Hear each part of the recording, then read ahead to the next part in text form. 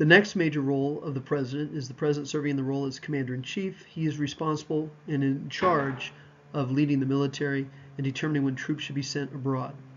Interestingly, the framers decided to give this power to a civilian authority instead of giving this power to a military leader or to a general. The concern was a general or a military leader would be more likely to send troops into military action.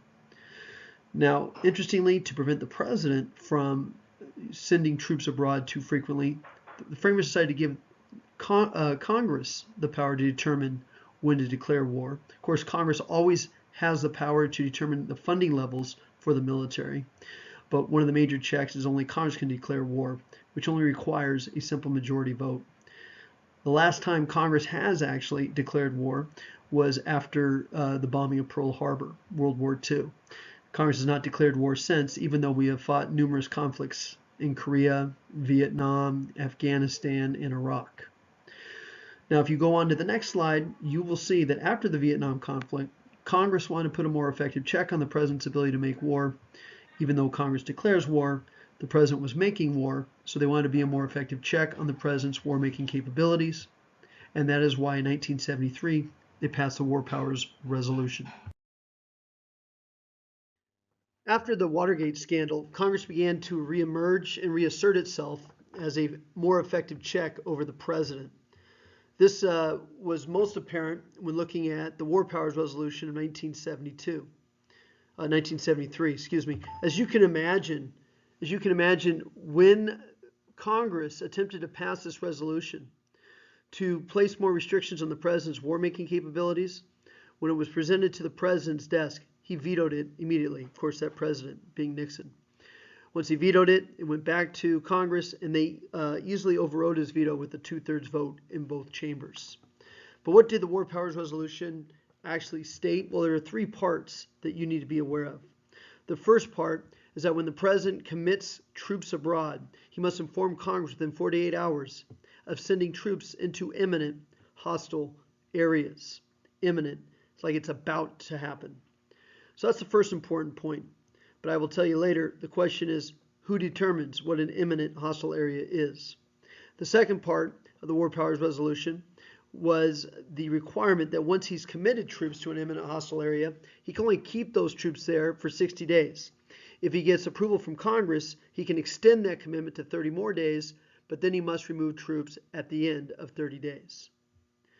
Now, the problem with this portion, which we'll talk about later, was that Congress often will compromise and extend longer days for troops to stay abroad. And then finally, at any time, Congress can order the president remove troops and send them home immediately. Now, most presidents have considered this to be unconstitutional.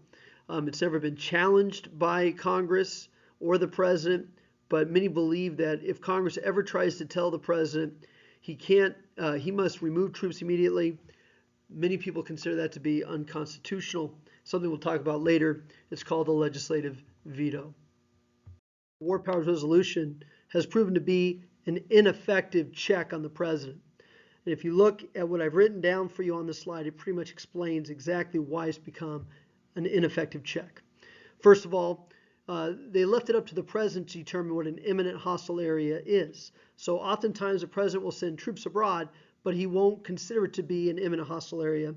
He'll tell Congress, I'm informing you that I'm sending troops, but he won't state that it's an imminent hostile area. In fact, the Congressional Research Service conducted a research on the president's use of his war powers, and from 1973 to 2001, they listed 90 incidents in which the president sent troops abroad. Of those 90, only 1 was determined to be an imminent hostile area or declared to be by the president, that time President Gerald Ford, in what was called the Mayaguez incident in Kampuchea. Kampuchea is present-day Cambodia. So that's proven to be ineffective because the president just can simply say it's not an imminent hostile area. Why does he not want to declare an imminent hostile area? Because if he does so, it clicks in or triggers the next section in which it gives Congress the power to allow him to only keep troops there for 60 days. Now, he can actually keep it there for 90 days, but he's got to get approval for Congress at the end of the 60 days to have 30 more days to withdraw the troops. The problem with this limitation on the president is that Congress has simply ignored the president's this restriction on the president and often compromised with the president. A couple of examples, the obvious ones, are if you look at Afghanistan, they basically gave the president a blank check to keep troops abroad as long as necessary to combat the war on terror. There's really no state of terror that exists in the world, so there's no country to declare war upon. But President Bush was given the power to send troops abroad, in this case Afghanistan, for as long as necessary. He then used the same approval to also send troops into Iraq, which he did in 2003, and he kept those troops there for several years. Now, as you note, the president kept those troops in both Afghanistan and Iraq for years, even though Congress never declared war. Why was he able to do so? Because Congress never required him to uphold the 60-day limitation and gave him approval to keep troops there longer. So those are the two obvious examples in which that 60-day limitation is proven to be ineffective. And then finally, if Congress ever tries to tell the president he has to remove troops, they can't just tell him unilaterally that troops have to be removed and then troops get removed. They have to actually present that resolution as a bill to the president. Well, if they present it to the president, what do you think is the likelihood of, or what action do you think he's probably going to take on that bill when it comes to his desk? Well, he'd probably veto it. So my point is, they can't just order that he remove the troops. They call that a legislative veto when Congress just passes a resolution overriding an executive action. They can't take that kind of action unilaterally. Again, for Mr. Bill to become Mr. Law, Congress writes the bill, but they have to present it to the president for his action. If they never present it to the president for his action, then it can never become a law. So this last part is proven to be unconstitutional because Congress cannot just force or compel the president to take an action. They have to present this policy, this bill, to the president for an action for him to take first. So that has proven to be a check that they won't even use because they realize even if they try to use it, the president can just ignore them, and the president could ignore this bill requesting that he remove troops. If they send him the bill to his desk, then he probably would veto that bill. And then it would require Congress a 2/3 vote to override that veto. So that's why the War Powers Resolution is proven to be ineffective. Gave the president the power to declare what an imminent hostile area is. Congress has allowed the president to keep troops abroad longer than 60 days, as exemplified by Afghanistan and in Iraq. And then finally, Congress cannot simply make law by passing a resolution. If they want the president to remove troops, they have to present that as a bill to his desk, and it's highly unlikely that he would sign a bill forcing him to remove troops if he doesn't want to do so. And that's the ineffectiveness of the War Powers Resolution. In serving as chief diplomat, it's basically the president's responsibility in enforcing foreign policy. Now, the Constitution generally gives the president the power to be in charge of determining what foreign policy will be. And one thing you should note is that the person that assists him greatly in his foreign policy powers is his Secretary of State. Usually you'll see the Secretary of State travel to other countries before the president decides to travel to those countries in an effort to try to pave the road for the president when he goes to negotiate with those other leaders. So in general, he is in charge of foreign policy as the role of chief diplomat, and the Secretary of State is the person responsible for helping and assisting him in this role. Also assisting in this role are ambassadors. These are our representatives that represent us in other countries. They live in embassies. They are appointed by the president. As you can see, just like the Secretary of State, a limitation is that they are confirmed by the Senate.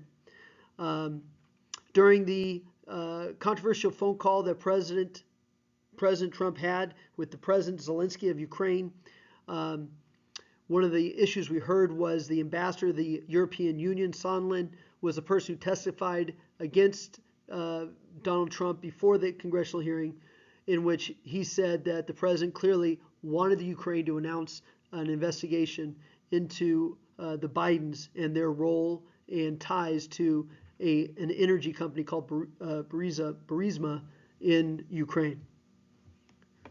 All right, that's president's in charge of appointing who his ambassadors will be. Those are our representatives living in embassies in other countries. Another important role of the president as chief dip is executive agreements. Now, typically, when you think of the president negotiating with other countries and they come to an agreement, they usually call those treaties. The problem with treaties is if you look over limitations, treaties must be confirmed with a 2/3 vote in the Senate. And we've had presidents in the past have problems trying to get these treaties confirmed that they've negotiated with other countries. I'd say the best example of this was a treaty written by our own president, the Treaty of Versailles, that ended World War I. Well, here we have our president, Woodrow Wilson, who is able to get the other leaders of other countries to sign this treaty to end World War I, but he couldn't convince the senators in the U.S. Senate to actually ratify the treaty. So this is just one example in which the president has faced problems trying to get treaties confirmed by the Senate. So what we've seen is a dramatic explosion, especially since 1943, of presidents, rather than getting treaties negotiated and trying to get them confirmed by the Senate, the president has decided, I'll just make executive agreements. Now, the thing with executive agreements are that they only last as long as the president is willing to enforce it, as well as long as the other country's leader is willing to enforce it. Now, as it says there in the slides, it does say it is an agreement between the president, leader, and another country, but what's significant, it does not need Senate approval. So as you can see, a president more clearly appreciates trying to get executive agreements than he does trying to negotiate treaties. Now, a famous executive agreement that was made in 2015 was the Iran nuclear agreement that President Barack Obama had made with the Iranian government. Interestingly, like I said, executive agreements only last as long as the president's willing to enforce it. Well, as you can imagine, President Trump thought it was a bad deal, and therefore he refused to enforce or maintain that agreement, and he basically reinstated economic sanctions against Iran. And then, of course, in turn, Iran then has announced that it is trying to start up some of its nuclear capabilities again. Anyway, that's an example of executive agreement. This is a power the president has used, and since 1943, if you go and look at the next slide, you'll see the number of executive agreements that have been made by the president in comparison to treaties over time. And you'll see the explosion that takes place after 1940 of the number of executive agreements that presidents have agreed to use.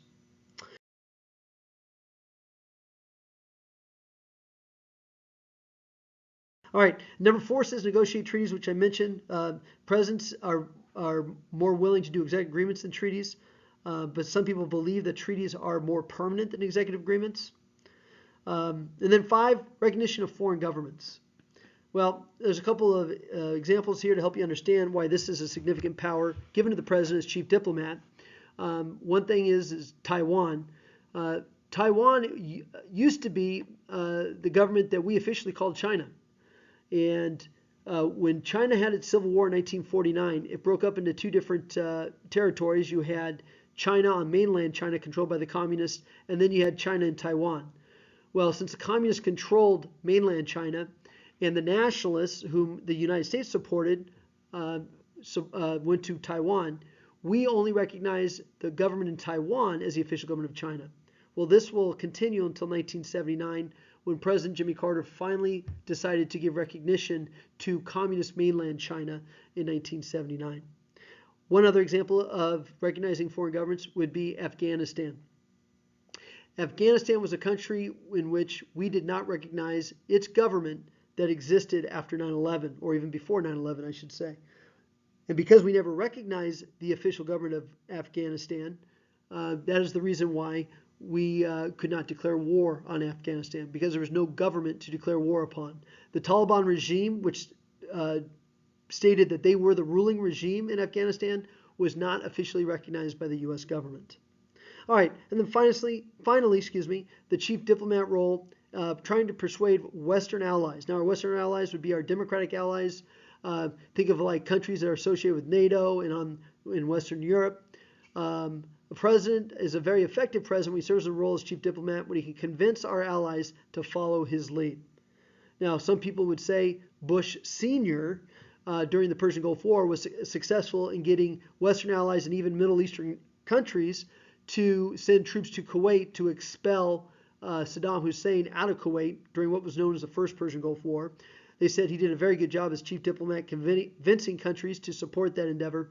But his son, Bush Jr., wasn't as convincing to Germany or France to support us in sending troops to Iraq to oust Saddam Hussein. Oh, well, that goes along with the limitation. Yes, the president can try to persuade Western allies to follow his lead. However, a limitation is they're not obliged to do so. So there's the role of the president as chief diplomat.